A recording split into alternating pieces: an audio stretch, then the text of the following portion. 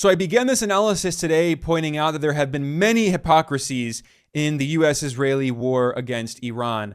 But this is actually probably the biggest irony of them all.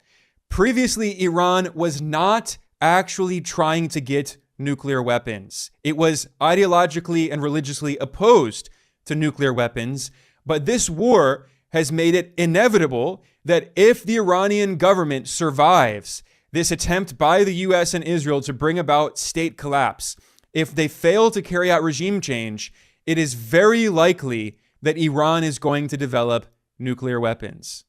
And that could have been prevented. We now have mountains of evidence showing that Iran was willing to negotiate. It was not secretly planning to get a nuclear weapon for all of this time. The Guardian published a very interesting article based on the experience of a British security advisor named Jonathan Powell.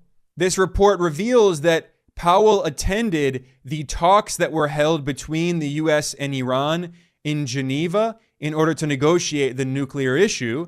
And this British national security advisor, quote, judged the offer made by Tehran on its nuclear program was significant enough to prevent a rush to war. Powell thought progress had been made in Geneva in late February and that the deal proposed by Iran was surprising, end quote. And he was not the only international observer who thought that. In fact, Oman's foreign minister was mediating these talks between the US and Iran. And Oman's foreign minister said that Iran wanted to make a deal. Tehran was willing to make many concessions, but the US did not care. Oman's foreign minister said that on the 27th of February. One day later, the US and Israel launched this war of aggression. The US did not want a peace deal with Iran. We know this because this was not the first time it happened. This has happened again and again and again. Last year in 2025, when the US launched this surprise war of aggression against Iran, it came at a time when the US again was participating in so-called negotiations with Iran. And the Wall Street Journal published an article admitting this, titled, "In Twist, US diplomacy served as cover for Israeli surprise attack."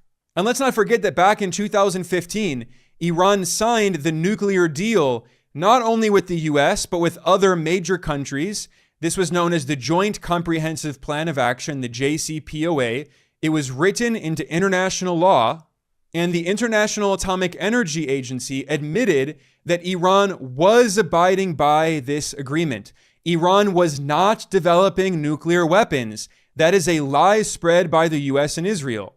But in 2018, during his first term as US president, Trump tore up the Iran deal in violation of international law. He withdrew the US unilaterally from this international agreement and then reimposed illegal unilateral sanctions against Iran, sabotaging the agreement.